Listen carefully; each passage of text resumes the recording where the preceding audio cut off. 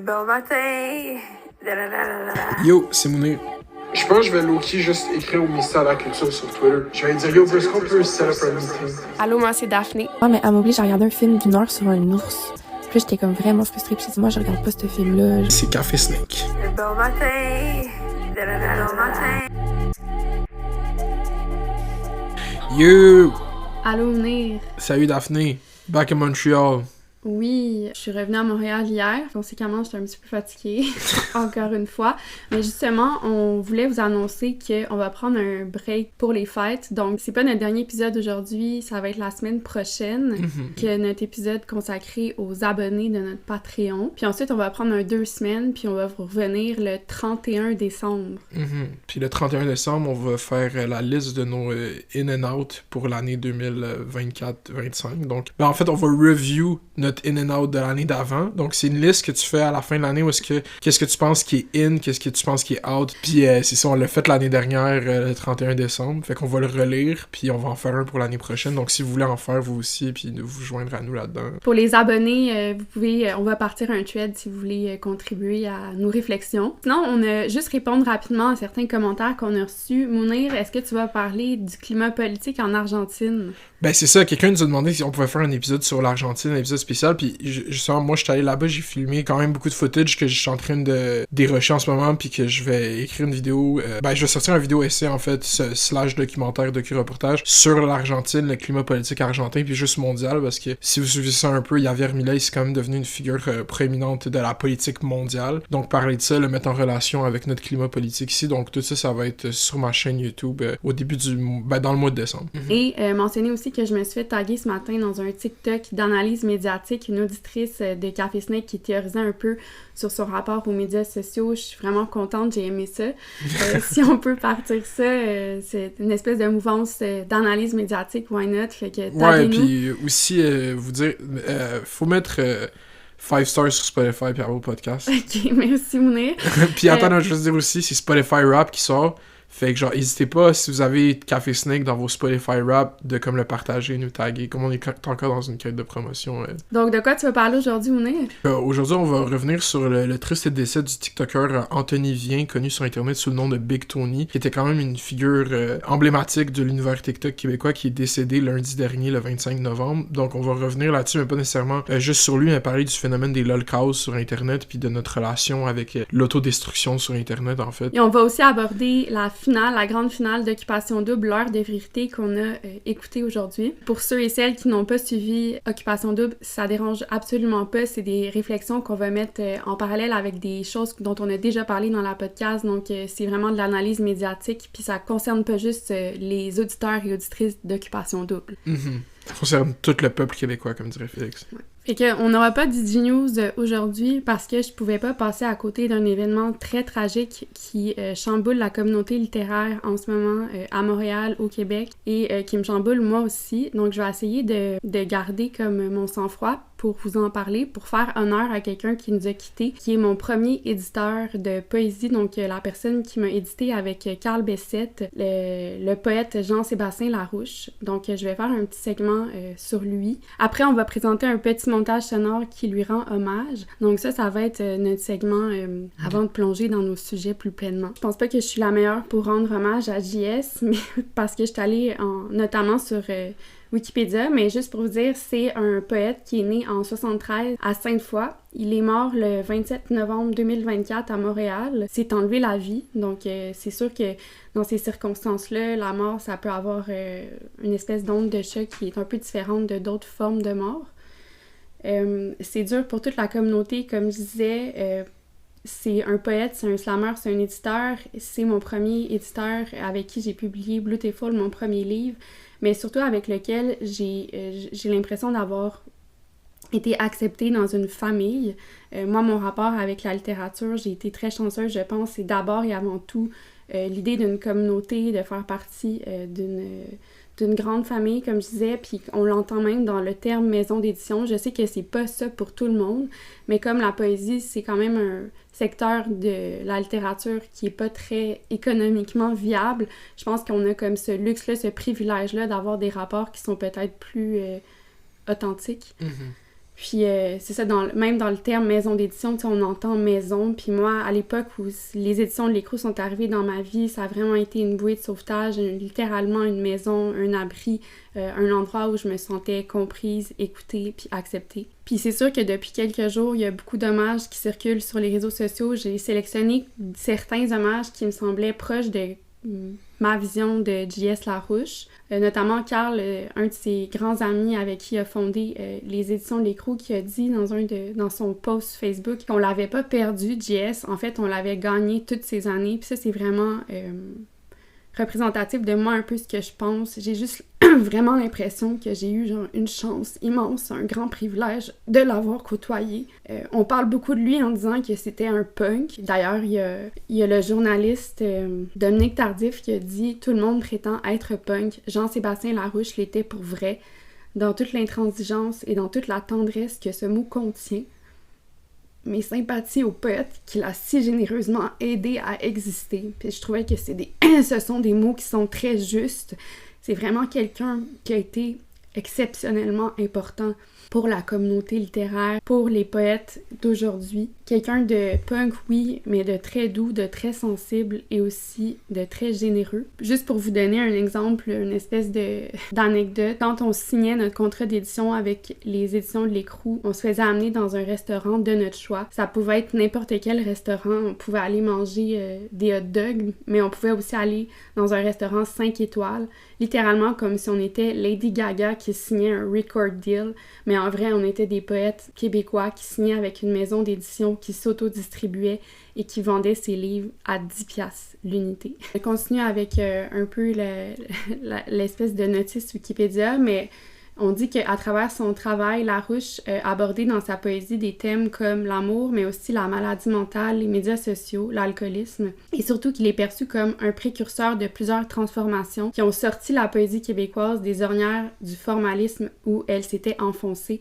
Donc c'est vraiment quelqu'un qui a donné la parole à des voix poétiques qui sortaient peut-être un peu du lot, qui étaient peut-être plus narratives, qui n'étaient pas nécessairement des gens qui avaient étudié en littérature, qui venaient d'un background justement littéraire ou tout ça. Puis même lui, en tant qu'éditeur, c'était avant tout un ouvrier. C'est quelqu'un qui travaillait 40 heures par semaine dans une usine de Malte, donc dans le milieu de la bière. Un travail dont il parlait vraiment souvent avec beaucoup de passion. C'est quelque chose qu'il aimait beaucoup. Il y avait énormément de liens, évidemment, avec les poètes, mais aussi avec les travailleurs de son usine. Et c'est avec ce travail-là, notamment, que lui et Carl aussi travaillaient à temps plein, ont financé leurs activités d'édition. C'est aussi à Jean-Sébastien Larouche qu'on doit la phrase qui est abondamment citée, une phrase, je pense, dans un livre de Maude Veilleux, un recueil de poésie qui dit « Mon éditeur me l'a dit, les filles vont sauver la poésie ». Je vais lire des extraits du statut de la publication Facebook de Maude Veilleux, qui est une poète québécoise contemporaine, qui a été aussi publiée chez les éditions de l'écrou. Un extrait qui correspondait un peu à l'image que moi j'ai eue de JS. Sur toutes les photos que j'ai de toi, tu fais des fuck you, sauf une où tu manges un sundae au caramel. Il faut que j'essaye de pas pleurer. Parce que j'étais là. En tout cas, celle-là, je la garde pour moi. Je sais que tu la détesterais. C'était en 2018 sur la terrasse du départ Saint-Michel à Paris. Il était 2h58 du matin. Tu nous avais promenés dans Paris à danser et à boire sur le Pont-Neuf pour nous raconter le film de Léo Carax. Puis tu avais dit « Commande, on va manger une crème glacée ». Sur la photo, tu regardes droit dans l'objectif, l'air de dire « Pas encore ton Christ de sel ». Tu étais un punk, il va sans dire, mais tu étais aussi plus complexe que ça. Tu étais le poète en pleurs de pas réussir à sauver le bébé chat. À Noël, tu réunissais la gang de l'écrou, tu nous préparais un 5 services, des émulsions, des herbes, du canard, des lasagnes debout. Assis à la table en attendant nos assiettes, on scandait lasagne debout comme un chant révolutionnaire. En vérité, c'était lasagne debout, jamais ne sera vaincu. Tu avais une présence bienveillante, mais jamais dans la flatterie. Et quand on faisait une bonne lecture, tu nous envoyais un sourire ou une tape dans le dos, et rien ne battait ça. Depuis, je lis des messages... depuis son suicide, elle lit des messages des autres, de ceux et celles qui l'ont connu bien avant elle. Elle dit qu'elle revoit des images du jeune JS. Je me remémore les anecdotes que tu m'as racontées sur cette époque que je n'ai pas connue de la poésie au Québec. Malgré tout ce qui a pu te passer par la tête ces derniers temps, j'espère que tu n'as jamais douté de ce que tu as fait pour nous. Merci, JS. Donc c'est ça, c'est un moment difficile pour le milieu littéraire québécois, mais aussi pour tous ceux et celles qui l'ont connu. Puis je sais pas, pour ceux et celles qui le connaissent pas, ça vaut vraiment la peine d'aller jeter un coup d'œil sur qui c'était cette personne-là. Puis de fait, on va présenter une espèce de montage sonore à l'instant. À quoi ça sert, la poésie? Ouais. Ça sert pas à grand-chose, sais-tu. À quoi ça pourrait servir? Sinon, être un livre de chevet, merveilleux. Je pense pas que ça sert à grand-chose. Même la danse, c'est pas vraiment utile. C'est beau, c'est laid. C'est raté, c'est réussi. Hein.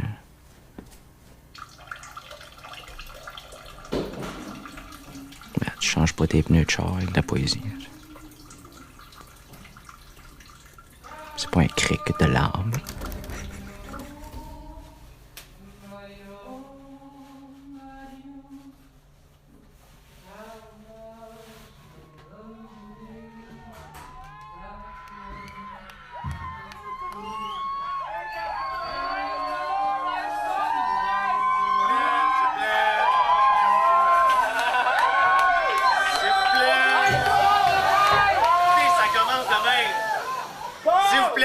Dites-moi de fermer ma gueule.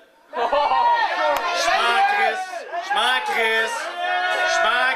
m'en crisse. J'ai la tête comme un maracas. J'ai peur de répondre aux emails puis au téléphone, j'ai plus de fun. La mèche est éteinte, la bombe est intacte. Dites-moi de fermer ma gueule parce que j'ai des steaks tendres sur la doublure de mon côte que j'attends juste d'étendre sur vos bobos pendant que vous regardez les miens, que vous les écoutez comme si de rien, comme s'il y avait quelque chose à vous dire, comme... Dites-moi de fermer ma gueule. J'aime les bottes une demi et les robes de nuit. Je m'ennuie des spaghettis au beurre de ma mère gratinée aux patates, que j'ai pas peur des araignées, mais que j'ai les 1000 pattes en freaky. Dites-moi de fermer ma gueule comme j'aurais dit. À l'ère du DVD, HDTV, Blu-ray, j'étais encore bêta. Un singe à batterie qui fasse un tambour sans batterie, sans tambour. On me crie des noms. Fond de fer soudé, mannequin de boulon, R2D2 de cours à scrap, enfant de chaîne, pauvre con qui fait ding-a-glang, cric et crac, cric et crac, cric et crac, cric et crac, comme la piscine de mon chum, mon voisin proche du boulevard Bastien puis du Normandin, Pizza, le gros Marc. Je l'avais surpris en pleine grâce pornographique avec l'aspirateur à piscine, blowjob aquatique, succion de banlieue, sanction du solitaire, solution qui désespère. J'imagine la mère à la fenêtre. What are you doing, mon chou? Cleaning up the dirt, mama. Piston. Cyborg de vente de garage qui prend de l'âge. Personne veut me frencher quand il fait fret dehors. L'essence coûte trop cher. Impossible d'acheter de la super. C'est ça, je pense. C'est l'extase, la poésie, dans le fond. Puis l'extase, ben, ça se retrouve dans toutes les plus petites choses, là. Et je sais pas, moi. Aujourd'hui, là, il y avait un monsieur là, qui pitchait des trognons de pain là, dans la rue pour les pigeons. Mais moi, je trouvais ça débile, là, qui pitche ça dans la rue. Là. Moi, pour moi, c'est une image forte, parce que quelque part, si l'oiseau va le chercher, ben, il va se faire écraser, là, tu sais.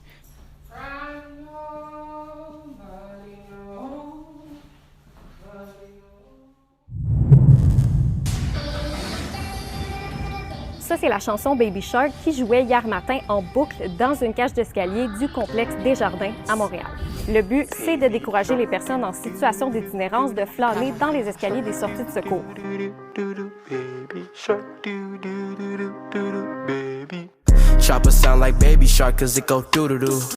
Tu demandais au secondaire, là, dans la classe, au prof, là, c'est qui là, qui va devenir un auteur? Et tabarnak, j'étais même pas considéré dans le top 100. Là. Puis, turns out, je suis rendu un auteur à succès. Puis j'adore ce titre-là. J'ai comme découvert ça. J'ai jamais lu un livre. Dans ma vie, depuis tout petit, j'ai vécu plein de soucis. Je suis passé de petit à putain de junkie. J'ai appris, j'ai grandi. Aujourd'hui, c'est Big Tony. Donc, lundi, le 25 novembre, Anthony Vien, 24 ans, connu sous le nom de Big Tony, a été retrouvé mort dans le métro de Montréal. Les causes de la mort aujourd'hui sont pas encore confirmées par le coroner. On parle d'un arrêt cardiaque après potentiellement une surdose. C'est ce que sa belle-mère a dit au Journal de Montréal. Cette nouvelle m'a vraiment pris par surprise parce que Big Tony a fait à un moment partie de mon algorithme TikTok. Ça a commencé dès qu'il a débuté sur TikTok, parce que dès qu'il y a eu son premier TikTok viral, des gens me taguaient en dessous de ses TikTok pour dire « Aïe, yo, je savais pas que Mère de Laval avait des tatous d'en face. » C'est comme le monde trouvait qu'on se ressemblait d'une certaine façon. Et pour les gens qui l'ont jamais vu, il y a vraiment une apparence particulière. Big Tony avait son visage recouvert de tatouages, puis il a directement attiré mon attention, donc je le voyais pratiquement genre... Dès qu'il était en direct sur TikTok, puis si j'allais sur TikTok, on me suggérait son live TikTok. Mais c'était comme... Je regardais pas ses lives comme ça, mais c'était comme une présence... C'était comme un enfant, ok, Big Tony est live, mais genre, j'allais pas, genre, checker ses lives. Il avait cultivé une audience de gens qui le trouvaient vraiment attachant puis drôle. Aussi une audience de gens qui l'ont encouragé à l'autodestruction. Et depuis que je l'ai découvert sur Internet, j'avais tout le temps un sentiment d'inquiétude quand je pensais à Big Tony. Quand je le voyais en live, je suis comme, ok, Big Tony est live, c'est correct, il va bien. En 2022, au Festival Métro, je l'avais vu sur TikTok complètement sous, à moitié nu, qui déambulait sur le site du festival. Il y a une vidéo de lui qui est devenue extrêmement virale. C'est là un peu qu'on pourrait dire la grande viralité de Big Tony, ça a été ce moment-là au festival Métro. Mais il y a eu plusieurs autres moments viraux. Puis, vu qu'il y avait cette apparence-là, c'est devenu comme une figure genre iconique de la culture internet de Montréal, mais sans nécessairement qu'il soit vraiment connu, sans qu'il y ait un compte avec des dizaines de milliers d'abonnés, mais il était connu par des dizaines de milliers de personnes. Fait que c'est pour ça, quand sa mort a été annoncée, puis que le Journal de Montréal a décidé de faire un article, quand même, faut souligner, c'est la seule publication qui est comme publiée sur la mort de Big Tony, puis qu'on l'a appelé de TikToker ou influenceur. J'ai vu beaucoup de commentaires sur Reddit, sur Instagram, sur TikTok, qui étaient comme, de quoi influenceur, genre comme c'est pas il y a juste 10 000 abonnés sur TikTok, mais Big Tony était bien plus connu que ses 10 000 abonnés sur TikTok. C'était comme une figure comme genre je sais pas comment dire, j'ai pas de terme pour dire ça. Le fait d'être en direct sur TikTok de façon quotidienne, à toute heure du jour ou de la nuit, c'est une façon de faire de l'argent pour les gens qui font ça, mais aussi ça expose leur mode de vie. C'est que ça veut dire que tu as le temps de passer toute ta journée à être sur TikTok en direct, ça veut dire que tu travailles pas. Ça crée une vision de ce genre de créateurs de contenu qui sont des gens qui sont tous sur l'aide sociale, dans le fond, des gens qui travaillent pas, puis des gens qui méritent notre haine, en fait. Il y a ce climat-là sur TikTok, sur les gens qui sont en live sur TikTok. Peut-être notre mépris. Notre mépris, c'est Parce ça. que c'est des gens qui sont construits comme en marge. Exact. En marge du travail tarifé, par exemple. C'est ça, puis Big Tony n'a pas, genre, échappé à ça. Puis là, c'est là la partie qui est quand même absurde, c'est que, par hasard, j'ai rencontré Big Tony en 2023. J'avais décidé d'assister à titre d'observateur pendant un tournage pour une vidéo de la chaîne YouTube Shine West de Shine Naderi. Je voulais voir comment il travaillait, comment il réussissait à produire du contenu, puis pour que je puisse bien parler de la réalité de la création de contenu contemporaine. Fait que j'ai juste demandé à Shine si je pouvais aller juste être observateur. Shine, c'est un grand YouTuber. Ouais, c'est ça, c'est sa chaîne YouTube Shine West, c'est une des plus grosses chaînes YouTube au Québec. C'était la vidéo Devine qui est le rappeur. Les animateurs doivent essayer de deviner qui est le vrai rappeur parmi 5 candidats. Puis Big Tony, c'était un des candidats, mais qui était un faux rappeur. Il avait pas encore commencé le rap. Il était là. Big Tony était très énergique, tout sourire, extrêmement content d'être là. Il parlait de ça comme si c'était un gros accomplissement dans sa carrière, en fait, d'être dans une vidéo de chaîne. Puis, c'était une grosse étape dans sa carrière. Il avait mis en scène son rôle dans la vidéo. Il est arrivé avec une bouteille de fort vide, puis du coke, puis il a fait comme si il buvait genre du rhum dans la vidéo. Tout ça, tu sais, comme il avait vraiment un discours full lucide sur qu'est-ce qu'il entreprenait. Il était très conscient de son personnage. Ouais, puis ça m'avait full surpris, parce que j'étais comme, ok, j'avais... Puis pour ça, ce segment, c'est sur les lolcasts, mais j'ai pas encore défini ça, mais un des principes fondateurs de comme les gens qui se font rire d'eux sur Internet par les audiences, c'est qu'ils sont pas aware. On aurait comme l'impression qu'ils sont pas en contrôle de la performance qu'ils donnent. Ben, ça me fait penser un peu à, en tout cas, tout l'univers du freak show. Avant que tu introduises la figure du lolca ou de la lolca, la vache à lol. Moi, j'ai beaucoup lu sur le freak show, notamment dans une auto-théorie qui s'appelle Exile and Pride de Eli Clare, puis je vais mettre le livre dans les notes de l'émission. La logique du freak show, c'est vraiment l'exposition publique d'êtres humains qu'on qualifiait genre de marginaux, justement, mais plus encore pire, de monstres humains, donc non-humains. Ça fait longtemps que ça fait partie de l'histoire, le freak show. T'sais, on allait regarder ces êtres humains-là en spectacle et on devait payer. Mais l'apogée du phénomène des freak shows, c'est vraiment au 18e puis au 19e siècle, ou même vers presque la fin du 20e siècle. Je reprends les mots de Eli Clare, mais comme on venait s'extasier devant des monstres, des sauvages et des geeks. Désolée, c'est comme la traduction Deep L de son paragraphe en anglais. Ils sont venus pour être éduqués et divertis, le public titillé et repoussé. Ils sont venus pour que leur idée de ce qui est normal et d'anormal, de supérieur et d'inférieur, leur sens de l'identité soit confirmé et renforcé. Et quand on regarde quelqu'un comme ça, qu'on stigmatise ou mettons qu'on catégorise comme c'est une construction sociale, la marginalité, ben qu'est-ce que ça fait en fait? C'est que ça vient renforcer notre idée à nous que nous, on fait partie de la normale.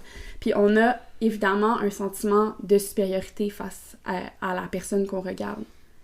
Mais c'est ça, mais je trouve que l'affaire avec les TikTok Live puis même les lolcasts sur Internet en général, c'est que ça pousse l'idée du freak show. Est-ce que les gens qui font le spectacle, qui font le freak show, les freaks, en guillemets, ouais, c'est ça, les freaks. Eux, ils sont aware qu'ils sont mis en scène dans un freak show. C'est ça que j'allais dire, c'est que qui sont les freaks du freak show? T'sais, les freaks, c'est pas quelque chose qui est essentiel. T'sais, on parle souvent d'essentialisation. On n'est pas freak par nature. En tout cas, ça, c'est la thèse qui est poussée par Eli Clare. C'est vraiment une construction sociale qui relève de croyances, de préjugés, mais aussi de la performance.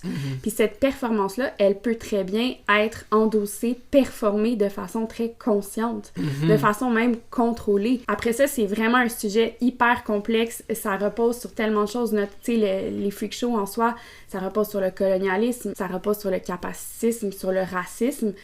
C'était qui ces freaks-là? C'était tous ceux qu'on considérait comme autres. Fait que par exemple, des personnes en situation de handicap, mais qui pouvaient être soit racisées ou blanches, des personnes racisées, des autochtones, des gens qui étaient pas racisés, mais qui avaient une différence qui était visible. Par exemple, les tatous, les femmes à barbe. C'est quand même un sujet complexe, mais souvent, quand on parle du freak show, on aime ça parler du freak comme d'une victime, alors que en réalité, c'était beaucoup plus complexe, parce que c'était pas tout le temps juste des victimes passives, hein. C'était des gens qui participaient à cette performance-là, parfois qui avaient des gains monétaires, qui étaient finalement, qui accédaient à une forme d'autonomie dans la société, parce que dans la société dans laquelle on vit, il n'y a pas nécessairement de place pour, je sais pas moi, une femme à deux têtes, mais à travers le freak show, elle réussissait. C'est juste que ça, ces performeurs-là, c'est aussi mis en contraste avec juste une femme noire qu'on a kidnappée en Afrique, puis qu'on amène, puis que c'est comme regarder ses grosses hanches. Exactement, la Vénus tantôt. Fait que c'est vraiment...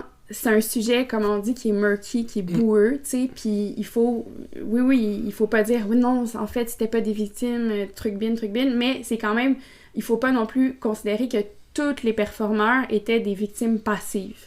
Il y en a même qui ont souligné les bénéfices de leur exploitation publique, hein, finalement. Certains contrôlaient leur performance, travaillaient avec un manager, par exemple, étaient vraiment en possession plus, mais souvent c'était les Blancs, là, on va se le dire, étaient en possession plus de ce travail qu'ils faisaient. Moi, j'ai parlé pendant 25 minutes avec Big Tony après le tournage de cette vidéo. Il était extrêmement lucide. Lui, il m'a expliqué que dans la vie, son rêve, c'était de vivre des médias sociaux. Il m'a même montré combien d'argent qu'il faisait sur TikTok en faisant des lives.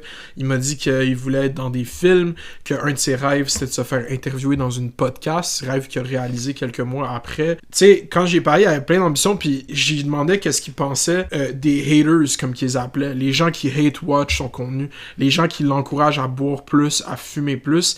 Il m'a dit qu'il savait que ces gens-là ne l'aimaient pas, mais que le hate, ça vend, que le drama, ça attire des gens, puis qu'il a aussi une audience qu'il aime, puis que lui, il aime. C'est un discours tellement nuancé que même moi, à ce moment-là, m'avait marqué, parce que j'étais dans une période de comme remise en question de ma présence sur Internet, puis chez Big Tony, j'avais trouvé comme une sagesse qu'à ce moment-là, qui m'avait comme inspiré. Littéralement, c'est pas des... Puis je comprends que là, vous allez écouter cette podcast, vous allez faire des recherches sur Big Tony, puis la figure on voit le footage de lui online, c'est difficile de comme comprendre qu'est-ce que je viens de dire, mais je vous jure, genre, il était comme sensible, puis aware. Cette espèce de conscience-là par rapport à ton public, puis te dire finalement, moi, je l'ai rage bait ou je l'ai mépris bait, l'appel au mépris.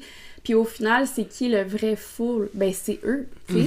Puis il y avait quand même cette espèce de discours-là, même dans l'univers du freak show, ou dans l'argot, ou dans l'espèce de terminologie du freak show, les gens qui travaillaient dans les freak shows, ils appelaient l'auditoire, le public qui venait payer pour les voir, des rubes. Les rubes. Puis les rubes, c'est ça, ils disent « Whatever these paying customers rubes in circus lingo believe, they were not staring at freaks of nature. » Les rubes étaient parfois construits dans l'imaginaire des gens du cirque comme les vraies victimes. Ceux qui étaient... Qui se faisaient avoir... qu'on trompait pour extraire de l'argent. C'est ça, je pense qu'après, avec la vidéo de Cheyenne, je pense que c'était un pas dans la bonne direction pour lui. Quand j'ai appris sa mort la semaine dernière, je venais de revenir d'Argentine, littéralement. Mon algorithme avait été argenté pendant 1 mois. J'avais pas vu Big Tony dans mon feed pendant le voyage. J'ai ensuite cherché parce que je voulais voir son dernier live. Genre, je voulais voir qu'est-ce qui se passait avec lui. Puis tu sais, la dernière publication qu'il a faite sur sa page Facebook, c'est qu'il demandait de l'aide pour se procurer une pompe d'asthme ou si quelqu'un avait une pompe d'asthme parce qu'il avait pas les moyens de s'en acheter. Je voulais voir qu'est-ce qui s'était passé, dans quel état il était. Il faisait des lives tous les jours. Tu sais, c'est fait que les seuls lives que j'ai trouvé remontaient à peut-être une semaine avant sa mort ou quelques jours avant sa mort, il y avait un live Facebook, puis il était comme jour et la nuit de la personne que j'ai rencontrée, puis genre, tu sais, c'est comme, il y avait visiblement un problème de dépendance qui s'est comme empiré avec le temps, puis j'ai vu un live de sa belle-mère qui était là après son décès, qui disait que juste quelques jours avant sa mort, il y avait encore des gens qui lui donnaient de l'argent pour caler des bières. Fait que c'est ce rapport avec l'audience puis la consommation. L'éléphant dans la pièce aussi, je pense que c'est un rapport avec les classes sociales. Tu sais, l'idée d'être pauvre, mais vraiment pauvre. Ouais. Je sais que ça existe, par exemple, tu sais, j'avais déjà fait une mini-capsule là-dessus il y a comme plus que 2 ans, mais en Russie, il y a ce qu'on appelle des trash streams. Là, c'est un genre de stream où le streamer va s'infliger des douleurs physiques, etc., en échange d'argent, de roubles ou d'actes humiliants. Fait que, par exemple, assis-toi sur une bouteille de bière. Ça conduit les gens à faire toutes sortes d'actes humiliants ou à s'exploiter eux-mêmes ou à mettre leur vie en danger en échange d'argent. L'affaire aussi qu'il faut pas oublier, c'est que sur des plateformes comme TikTok, il y a toujours la part du lion, tu sais, au niveau de l'argent, ça revient quand même à TikTok, qui empoche à peu près 60-70% des revenus des donations. Et c'est comme si plus il y a de gens dans le besoin, plus il y a de gens pauvres qui font ça, plus TikTok fait de revenus. Exact, c'est ça. Puis ça renforce aussi des hiérarchies sociales qui structurent le contenu qui circule, parce que qu'est-ce qu'on fait, c'est que quand on regarde ce genre de stream-là, comme on a dit, voir quelqu'un comme ça vient peut-être nous réconforter. L'audience d'un freak show, par exemple, allait voir ce qui était construit comme anormal pour se conforter dans cette idée de normalité-là. Là, on va voir, par exemple, des gens s'humilier et ça renforce notre sentiment de supériorité. Souvent, les gens qui vont regarder ça s'ils sentent déjà supérieurs socialement parce que peut-être qu'ils sont plus privilégiés. Puis ça normalise aussi le fait que la déshumanisation devient une forme de divertissement. Puis après, eux, TikTok, ils bénéficient de cette déshumanisation-là parce qu'il va y avoir un contingent de gens qui hate sur la personne, mais ça va susciter de l'empathie chez un autre contingent de gens qui vont donner pour comme l'aider. Fait que ça, ces deux forces-là, puis c'est ça que je veux parler un peu, c'est un TikToker aux États-Unis qui est encore en vie, là, qui s'appelle Joshua Block, ou connu sous le nom de World of T-Shirts. C'est un Américain d'environ 20 ans qui s'est fait connaître sur TikTok à 17 ans parce qu'au début de TikTok, en 2020, puis là, pour comprendre le personnage, il y a différentes conditions mentales. J'ai pas son diagnostic exactement. Fait que je vais pas dire comme il est suspect de l'autisme ou il est schizophrène ou peu importe, mais il y a comme une pléthora de diagnostics. C'est lui-même qui le dit. Puis il s'est filmé à Times Square en chantant In New York, Concrete jungle where dreams are made of. Il s'est juste filmé de même à Times Square devant tout le monde en train de chanter ça, puis c'est devenu extrêmement viral. Des dizaines de millions de vues, puis il le refaisait, puis c'était comme un moment TikTok en 2020. Puis moi, c'est là que j'ai découvert ce compte-là, puis je l'ai suivi, puis après, avec le temps, au début, c'était comme lighthearted, puis c'était comme juste lui qui va à travers, qui aime se promener dans New York, qui filme, puis tu sais, c'est TikTok, c'est vraiment juste lui qui filme devant lui, autre que eux où est-ce qu'ils crient, là, mais c'est juste lui qui filme, lui qui montre des buildings qu'il aime, lui qui montre des parcs. Puis avec les années qui sont passées, il a développé genre un problème d'alcoolisme, mais genre vraiment sévère. Il allait tout le temps dans des bars, il se filmait, puis au début, c'était vraiment un meme de faire comme « Yeah, let's go Josh, another shot ». Puis là, ça avait des milliers de likes dans les commentaires. Les gens encourageaient son autodestruction. Ouais, complètement, mais ce que ça a fait, ça, c'est que ça a développé une communauté de gens qui le défendent, qui le protègent. Des gens qui font des drink trackers pour contrôler pour monitorer sa consommation d'alcool. Des gens qui essayent de le retrouver parce qu'il se promène dans New York constamment. Il vit chez sa grand-mère, ses parents sont décédés. Tu sais, il y a vraiment un upbringing difficile. Puis là, avec l'argent qu'il faisait sur TikTok, en vendant des t-shirts aussi, il se payait des voyages. Il allait au Mexique se saouler complètement. Là, les gens, ils avaient peur. On n'a pas vu Josh, ça fait 40 minutes. Les gens, ils étaient littéralement investis comme de sa vie sur TikTok, des milliers de gens en même temps. Puis ça, c'est fou. Genre, moi, je voyais ça en live. Qu'est-ce qui est intéressant, c'est que tout ce côté de l'Internet est vraiment documenté dans des vidéos essais sur Internet. Ouais. Toutes ces figures-là ont des vidéos essais de plusieurs heures. Comme Joshua Block, Worlds of T-Shirt, sur la chaîne de Turkey Tom, sur YouTube, il y a un vidéo essai de presque 2 heures. Sur genre l'histoire, le complete lore. Mais on peut le mettre dans les notes. Mais c'est parce que toutes ces figures-là, puis après, ça m'a amené à plus de recherches sur les lolcows. En fait, c'est quoi le lolcow? C'est littéralement le mot, c'est une vache qu'on milk qu'on trait, c'est ça, milk, c'est trait. Pour les lol. Pour les lol. Fait que dans le fond, c'est une figure qui est sur Internet, qui va tout le temps générer, qui va tout le temps nous faire rire. Souvent, c'est assez dépend. Puis, en fait, le but dans ça, c'est que non seulement ça nous fait rire parce qu'elle est drôle, mais dans l'aspect de milk, de trait, c'est que il faut les créer, en fait. Ça prend un travail pour générer qu'est-ce qui est drôle. Fait que c'est pas juste quelqu'un qui est tout seul puis qui nous fait rire. C'est qu'on doit la mettre dans des situations, on doit faire des choses, en fait, pour soutirer le rire, en fait. C'est pas juste quelque chose qui se passe tout seul. Puis ça remonte... L'exploitation d'une forme de ferme, farm... Ouais, exact. Cow. C'est tout ce langage-là de la ferme. LOL farm? LOL cow. LOL farm. LOL farm. Il y a toute l'espèce de champ lexical de l'agriculture.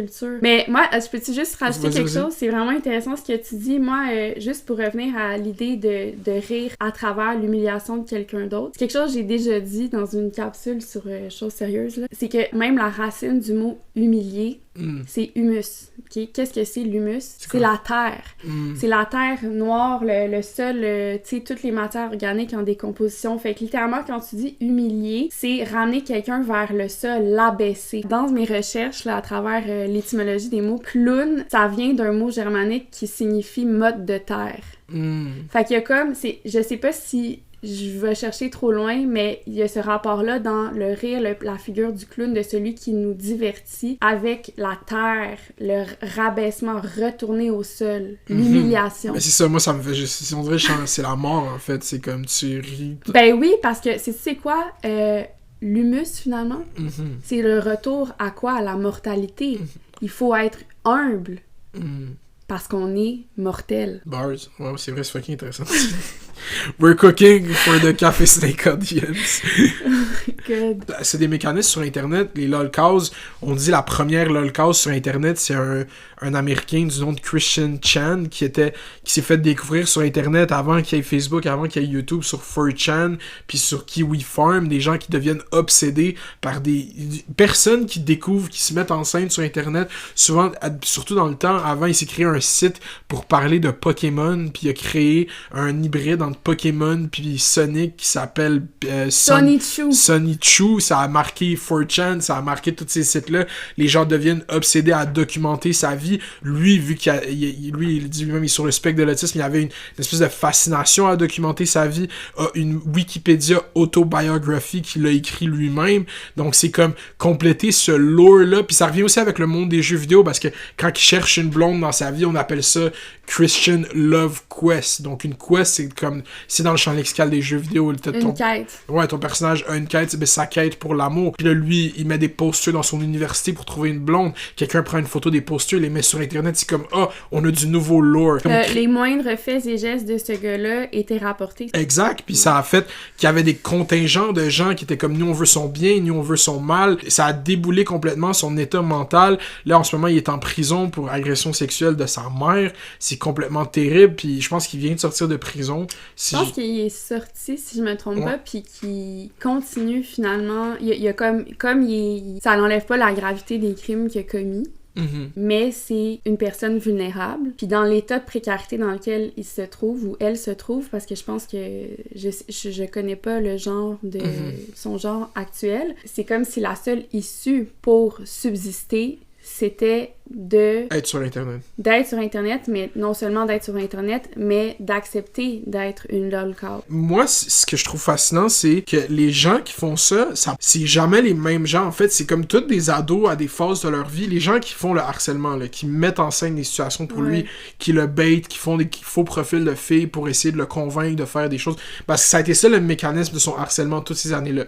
Lui, il cherche désespérément une fille avec qui être en amour, puis des utilisateurs de 4chan qui créent des faux comptes Facebook pour faire « moi je suis une fille, moi je suis en amour », puis ça s'est rendu loin, là. Il avait créé un talisman de Sonny Chu, que c'était son prized possession. Il y a un utilisateur de 4chan qui a réussi à le convaincre que c'était une fille, puis qu'il l'aimait, puis il lui a envoyé son Sonny Chu talisman par la poste. C'est genre un collier en métal. Ouais, mais en papier mâché qui a colorié.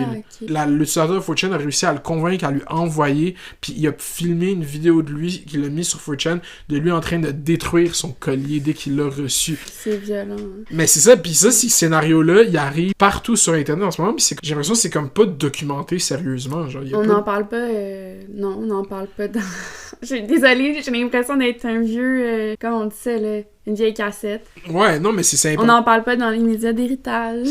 Mais c'est parce que c'est qu'on peut... Tu sais, nous, on est tout le temps là à parler de culture web this, culture web that, mais ça, c'est même pas pour parler comme négativement de la culture web, c'est juste, je trouve que l'Internet, ça a tellement été une grosse invention dans l'histoire de l'humanité, puis là, j'aurais dit, pour moi, c'est plus gros que l'imprimerie. Peut-être pas plus gros, là, mais à débattre. Ça nous donne ce rapport-là aux personnes qui est purement comme mimétique, puis qui est complètement abstrait à la réalité, puis pour eux, Chris Chan, ou pour des gens ici, Big Tony... C'est un personnage. C'est un produit médiatique comme pur et dur qui est juste là, qui existe juste à travers des écrans. Puis quand j'ai fait la podcast avec Fernand Morissette, le fait divers, à l'écouter, il dit que lui, on parlait du gala des influenceurs, puis il dit non, mais moi, ces gens-là, vu que j'étais à Londres, je les vois pas dans mon algorithme, fait que j'ai juste un rapport personnel avec eux. Puis moi, j'ai dit que comme non, moi, j'entretiens un rapport médiatique avec eux parce que je veux voir la perspective du public. Je veux voir comment les gens, ils les perçoivent. Je veux pas les connaître en tant que tels, les influenceurs au Québec, parce que je veux avoir la vraie expérience qui est la plus proche du public. Puis cette nouvelle expérience-là, de voir des gens juste à travers des médias constants, ça, c'est ça la vraie chose qu'il faut parler. Pas parler des lolcows, puis de Big Tony ou whatever, mais parler du fait qu'il y a des personnes qui existent comme ça, genre, en ce moment. OK. Dans notre imaginaire collectif. Puis ça existait à la télé avant, dans les livres, il y a des personnages, mais ça, il y a de quoi, il y a une dimension qui est comme supérieure, puis qui est comme profondément comme différente, je trouve. Mais moi, je voulais juste rajouter quelque chose. Je trouvais ça intéressant que tu dises que, oui, il y a une partie de l'audience, par exemple, dans l'audience de Big Tony, qui était là pour l'autodestruction, qui était là pour le mépriser, puis pour l'encourager à boire ou à faire toutes sortes de choses, mais il y en avait une autre partie qui l'aimait réellement, puis avec lequel il y avait une vraie relation, tu sais, peut-être, de proximité, je sais pas, d'intimité. C'est ça qui est intéressant aussi dans ces genres de dynamiques-là ou ces phénomènes-là, c'est qu'il y a plusieurs postures adoptées par l'audience, puis je dirais même qu'il y a plusieurs spectacles. Fait que le premier spectacle, ça serait par exemple de voir la personne chugger une bouteille de whisky, donc faire un acte qui met potentiellement sa santé ou même sa vie en danger. Le deuxième spectacle qui est offert, c'est, par exemple, moi, si je tombais sur ce stream-là, de regarder l'audience qui participe activement au stream, qui devient, elle aussi, un spectacle. Ouais. L'audience qui encourage ce genre de comportement-là. Puis au final, qu'est-ce que ça va faire? C'est pas nécessairement meilleur, c'est que moi, je vais peut-être jouir d'un sentiment passager de supériorité en me passant au-dessus du monde qui participe à ce spectacle-là. Je peux, par exemple, les trouver caves, vulgaires. Je peux, moi aussi, les mépriser. Fait que dans les deux cas, il y a comme un mépris qui est créé. Donc ça, c'est vraiment... Moi, c'est ça que j'avais à dire sur Big Tony, repose en paix, Anthony. Ouais. Donc, c'est ça. Cette saison d'Occupation Double est finie, finalement. On l'a regardé au complet, même à distance, même à 8000 km. On a regardé Occupation Double. Grâce à une invention qui s'appelle le VPN. Moi, dès qu'elle a commencé, puis je pense que même dans l'épisode de Café Snake qui est disponible sur notre Patreon, parce qu'on parle d'Occupation Double, j'ai dit que c'était une bonne saison d'OD. Là, l'heure de vérité qui vient de diffuser hier, dimanche 1er décembre, c'était la meilleure heure de vérité que j'ai vue de l'histoire, que je les ai vues. Genre, de l'histoire de l'humanité. Ouais. Ben, j'avoue, moi, j'avais fumé du pot, puis c'était comme la première fois en 1 mois et plus que j'en fumais, fait que je trouvais que c'était un thriller. J'ai presque fait une crise cardiaque. J'en revenais pas. Mais il a fallu qu'on la regarde une deuxième fois pour vraiment, tu sais, comme comprendre. Ouais, parce qu'on la regardait en direct, fait qu'on peut... Parce que Daphné et moi, quand on regarde des choses, d'habitude, on fait beaucoup de pauses. Fait que là, regarder quelque chose en direct, ça a fait en sorte que c'était encore plus... Mais tu vois, c'est un des autres des puissants du direct. Tu peux pas faire pause à un live stream, tu sais. Non, puis il y a quelque chose de rassurant dans l'idée de pouvoir faire pause. Il y a une idée de contrôle, je pense, puis de régulation des émotions, là. En tout cas, du moins pour moi, là. J'ai la misère à réguler mes émotions. C'est ça qui était intéressant dans cette heure de vérité-là, c'est que le demeanor des candidats, donc leur attitude par rapport à l'heure de vérité, dès que ça commence, tu les vois qui sont toutes chargées. J'ai presque envie de dire genre une agressivité. Il y avait une grande nervosité qui était présente, qui était lisible sur leurs traits, je dirais. Ben oui! Mais moi, j'ai l'impression que c'est engendré en partie par la conscience du métadiscours. Ou, je sais pas si c'est moi, mais pour moi, c'est la première année où j'allais vraiment consulter Reddit religieusement après chaque épisode. Il me semble que dans le discours mainstream, là, c'était plus présent, c'était plus comme un fait établi, connu. Allons sur Reddit. Ben, parce que, mettons, dans le temps que je faisais des vidéos d'OD, le métadiscours, c'était genre mes vidéos, il y avait ça, genre. Ouais. Mais il y avait pas comme... Toi, ta voix, ta façon d'envisager les choses, c'est pas nécessairement représentatif de... Ouais, mais c'est ça, puis après, il y avait les espaces de commentaires dans mes vidéos. Ouais. Ben, après, il y a ça, puis tu sais, juste la façon dont on a vu la conscience du métadiscours, c'était par exemple avec la caméra ou la production qui décide de filmer alors qu'ils font des pauses pipi. Ouais, pendant l'heure de vérité. Donc, on avait accès comme aux coulisses de la performance. Puis je sais pas, je pense qu'en fait, les participantes étaient même pas conscients qu'ils étaient filmés à ce moment-là. Ce serait bon à demander. Puis là, on va mettre un extrait. Mini pause pipi pour Catel, on nous a dit. C'est pas fou. Pourquoi qu'elle nous attaque de moi? Je pense que j'avais pas trouvé que c'était trop que je parle. Non, ça va.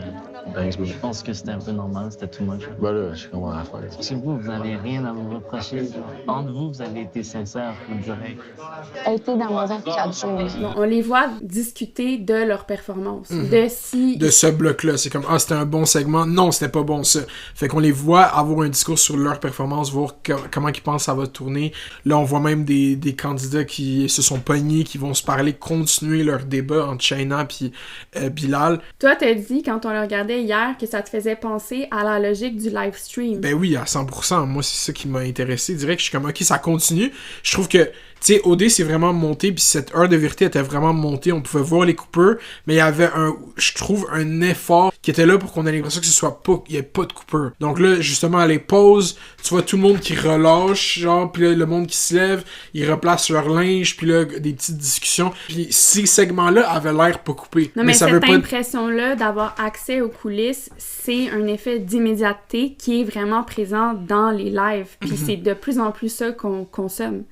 Fait que c'est comme s'il y avait eu une espèce de conscience de la part de la prod ou par rapport à ça, puis ils ont essayé de recréer ce feeling-là. Ça fonctionne. Puis ça a fonctionné aussi, puis parce qu'on était, comme j'ai dit dans l'épisode qu'on a fait sur Occupation Double, tu sais, OD, c'est casting, puis il y avait tellement un bon casting cette année que les animateurs ont presque pas eu à parler, à part Fred qui a fait comme des bonnes interventions 2 fois pour recentrer le sujet, mais ça a fait en sorte que c'était tellement plus fluide aussi, le fait qu'il fasse juste se pogner, argumenter. Ce ton-là a été instauré par le candidat qui a gagné, Félix, parce qu'il a tellement été récompensé pour avoir fait ça toute la saison. Ouais, pour avoir un peu été transparent, un personnage vraiment intéressant dont j'aimerais parler.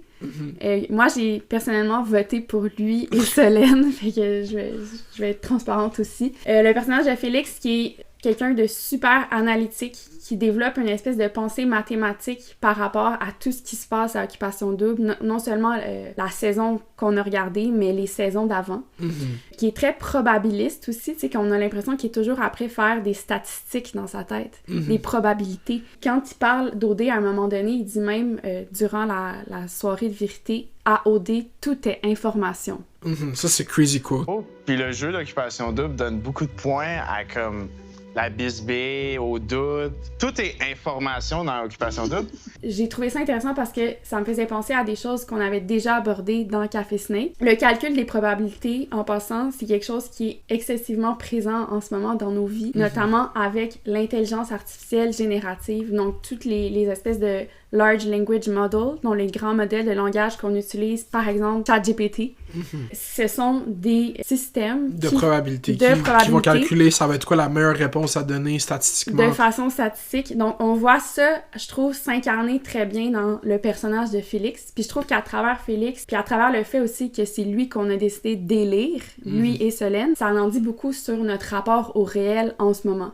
C'est ça, fait que dans une récente publication sur Instagram, Félix précisait un peu c'était quoi sa job. Ouais, puis tu dis dans une récente publication sur Instagram, dans sa première depuis qu'il est sorti. Ah ouais. Bonjour tout le monde, c'est Félix de OD Mexique. Donc aujourd'hui, j'aimerais ça spécifier un peu quel est mon emploi exactement parce que premièrement, c'est ma grande passion dans la vie et deuxièmement, il y a beaucoup de curieux qui m'ont écrit. J'ai porté le titre de développeur logiciel à OD, mais c'est plus spécifique que ça.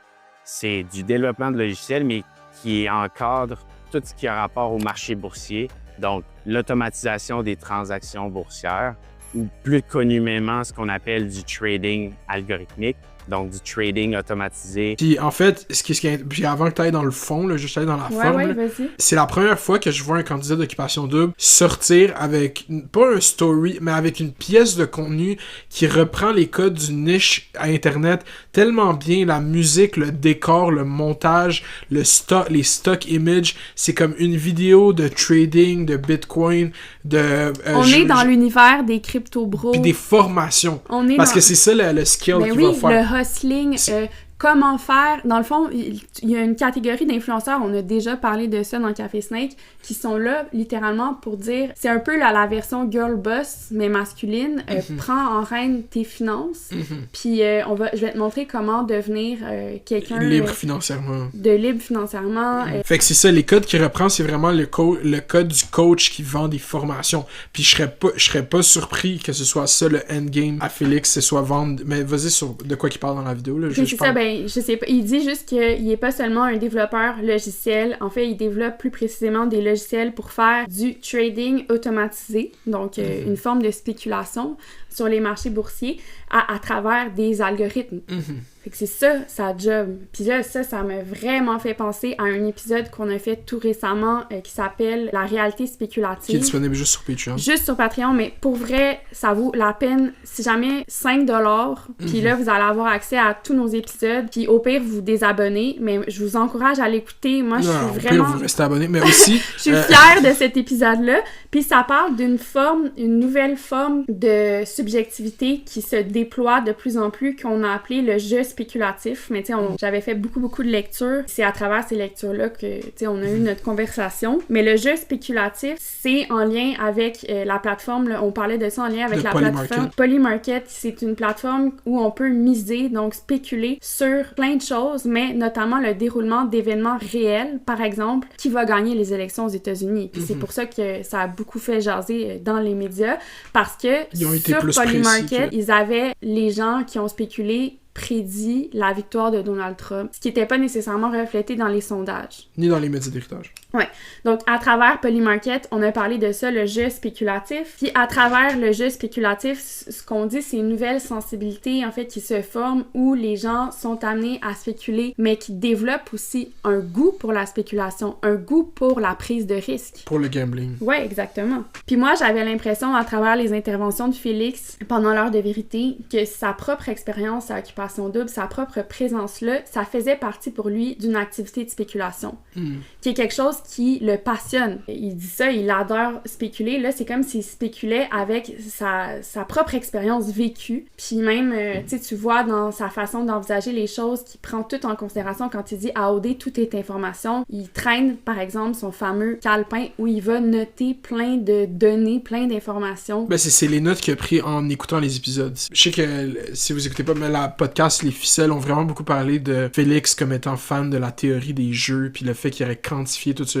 Fait que, tu sais, c'est comme de quoi qui est dans le discours. C'est dans le Zeitgeist, puis après ça, je vais faire un lien avec un article qui est paru dans The Atlantic tout récemment, qui s'appelle « Les 3 piliers de la Bro Economy », « The 3 Pillars of the Bro Economy », que je vais mettre dans les notes. Mais finalement, qu'est-ce que la Bro Economy? Bon, ça se base sur un marché qui est volatile, qui est spéculatif, qui est très online, en ligne, donc tout est gamifié, on en a parlé souvent. Il y a non seulement la crypto, mais il y a aussi les paris sportifs.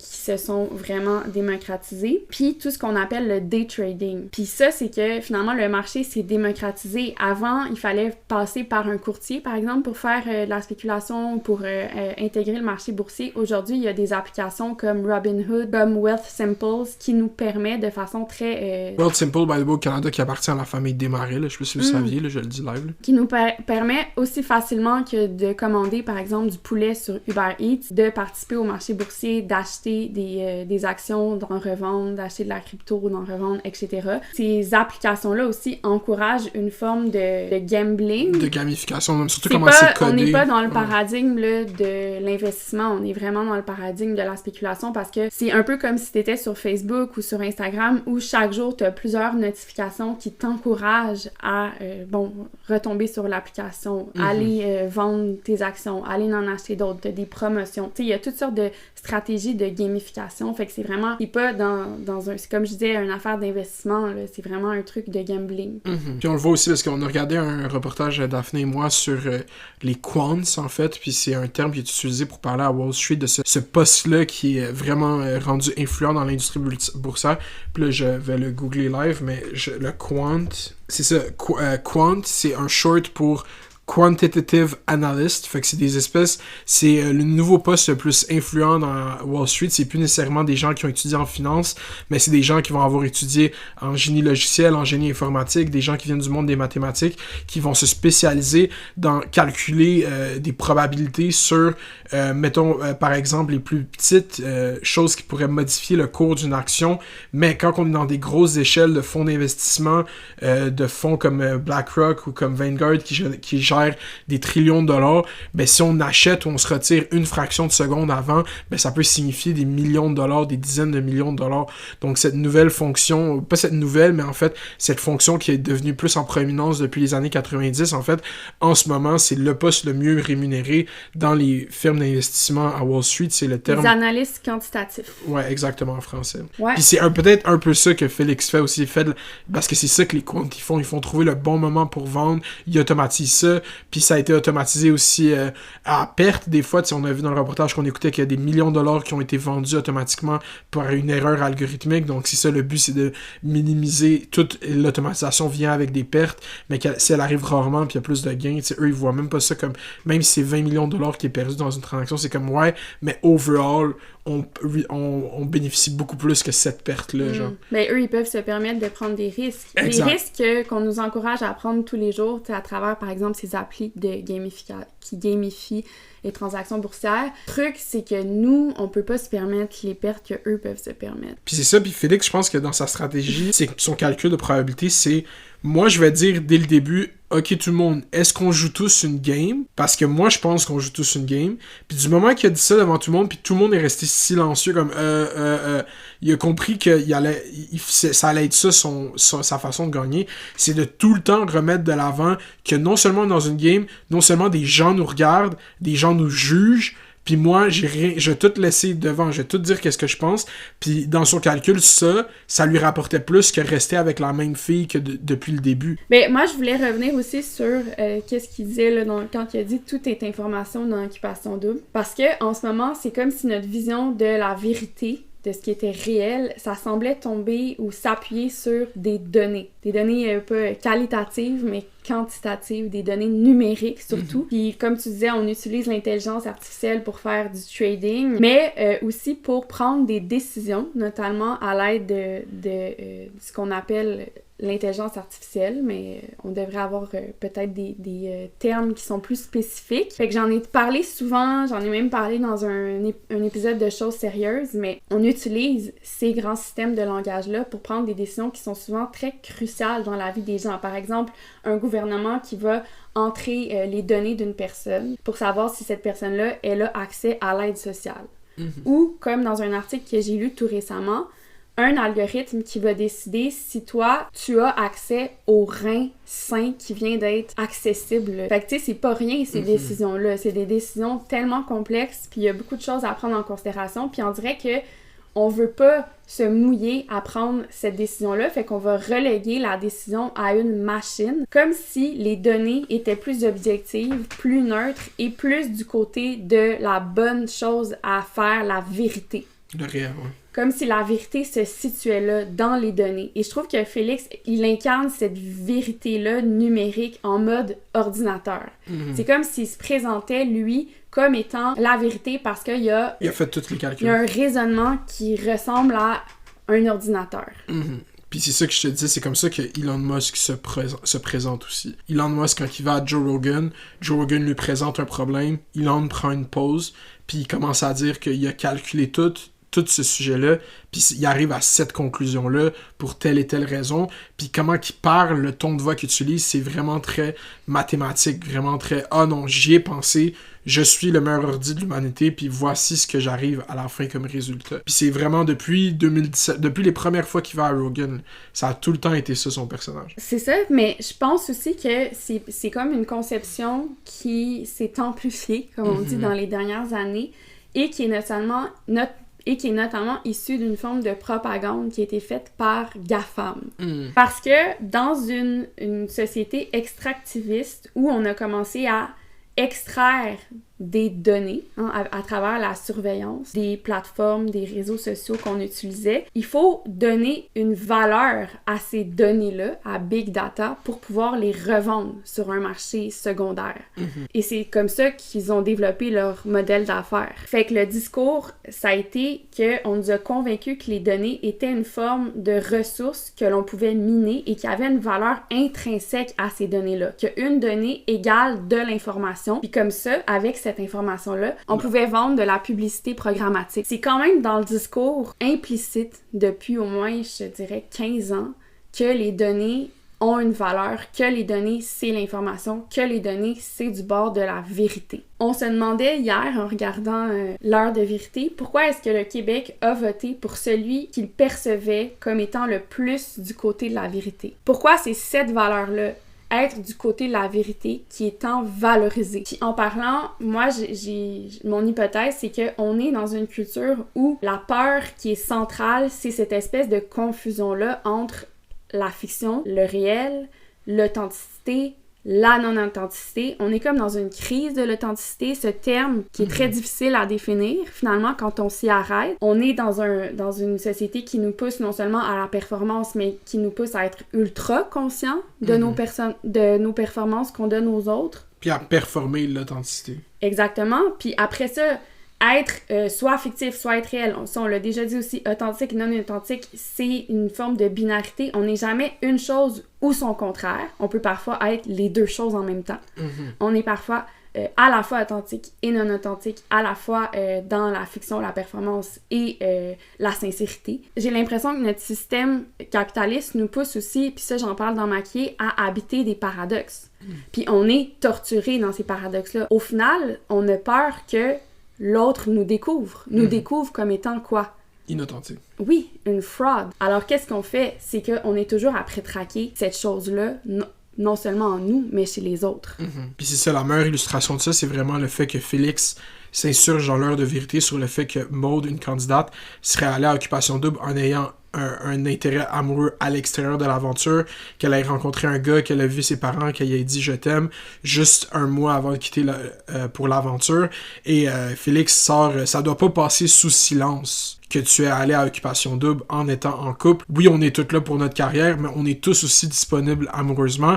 Puis il la pousse même à dire qu'elle est allée à Occupation Double pour sa carrière. C'est vraiment comme une scène d'anthologie d'Occupation Double. Moi, il y avait une dernière chose que je voulais mentionner au passage. C'est justement pour revenir à Félix dans ses analyses très probabilistes de OD en tant que contenu médiatique. À un moment donné, il fait comme des genres de statistiques, puis il établit une corrélation entre l'amplitude de ta stratégie, fait que plus... À quel point t'es stratégique. À quel point t'es stratégique, puis l'amplitude des changements que l'aventure OD et le chalet vont amener ou apporter à ta vie. Puis il dit ça tout bonnement, mais qu'est-ce qu'il veut dire? Plus t'as à gagner, plus le changement va être important, plus tu vas être stratégique. C'est impossible. C'est quand même du jeu. Exact. Chaque participant qui veut réellement gagner 100 000 divisé par 2, 300 000, mettons, il va mentir puis comme créer des scénarios pour se mettre dans des positions proportionnelles à quel point ce 300 000-là va changer sa vie. Mais en fait, je trouve que c'est une façon de dire, bon, plus t'es pauvre, plus t'es pauvre, plus tu vas être stratégique, parce que gagner un chalet qui vaut un demi-million, ça va effectivement avoir un réel impact sur ta vie, ou pas nécessairement la pauvreté, mais au niveau comme de ton importance dans l'univers médiatique. Fait que moins t'as d'abonnés, moins t'as de visibilité, plus t'as à gagner aussi, donc plus tu vas être stratégique. Et il dit ça en pointant du doigt Raph, qui est un personnage qu'il qualifie du personnage le plus stratégique de Occupation Double, qui est quelqu'un, je sais pas c'est quoi sa situation économique, mais qui est qui se déclare comme un influenceur voyage, donc créateur de contenu, mais au final, c'est quelqu'un qui avait à peu près 11 000 abonnés sur TikTok, comme tu as dit. Moins que ça, puis qui a en fait recopié le modèle de Johnny Rock en voyage. Ouais, puis comme on parlait un peu de lui, qui faisait ce qu'on appelle, je pense... Du IRL streaming. Du IRL streaming, donc qui se streamait puis récoltait des donations. C'est quand même intéressant parce que c'est comme si en ayant ce discours-là, finalement, quand t'es déjà connu, quand t'as déjà de l'argent, ben tu vas être plus authentique parce que t'as rien à perdre, rien à gagner. Mais c'est parce que je pense qu'il a fait ce calcul-là après avoir il a dit cette phrase-là, je pense qu'il y a eu cette réflexion-là après le vote, après qu'il ait su le résultat. Ouais. Parce que lui, dans sa tête, il se dit, puis après avoir entendu tout le lore, fait qu'il se dit Christina est milliardaire. Elle a été la moins stratégique. Elle a été plus parce qu'elle a pas besoin d'argent, mais aussi Raph. C'est que Raph, non seulement, même pas besoin de parler de sa situation, pas nécessairement parler de sa situation financière, mais le fait qu'il œuvre puis qu'il mette en scène que c'est un créateur numérique, fait en sorte qu'il y a le plus à gagner aussi de ça, parce qu'il dit clairement que l'attention qu'il va générer dans l'émission, peu importe s'il gagne ou pas, ça c'est un prix aussi, le fait de se faire connaître dans son milieu. Fait que ça aussi, c'est pour ça qu'il pointe Raph aussi mais je pense qu'il a fait cette conclusion-là après avoir regardé les émissions, mais tu sais, après tu vois qu'il y a plein de shortcomings à Félix, parce que quand il annonce les pourcentages des votes, puis qu'on apprend que le couple de Christina et Alexa ont fini dernier, il est surpris. Mais s'il avait bien analysé l'émission, il aurait compris que c'est évident qu'il aurait fini dernier. Toi, t'es quand même dans l'analyse de si ces spéculations étaient vraies ou fausses. Moi, ce que je trouve intéressant, c'est les dynamiques puis les hiérarchies sociales qui révèlent que c'est effectivement vrai que quand t'es dans la merde, tu vas prendre plus de risques. Quand t'es dans la merde, tu vas être obligé d'occuper un rôle paradoxal. Tu vas être obligé de performer davantage. C'est ça que je trouve intéressant. Je trouve que ça finit par vraiment boucler la chose, dans le sens où qui va se streamer sur TikTok, qui va caler du whisky en ligne, qui va mettre sa vie en jeu. Ben, des gens qui ont plus à gagner qu'à perdre. Puis ces gens-là, c'est des gens qui sont en situation de précarité, la plupart du temps. Pour finir là-dessus.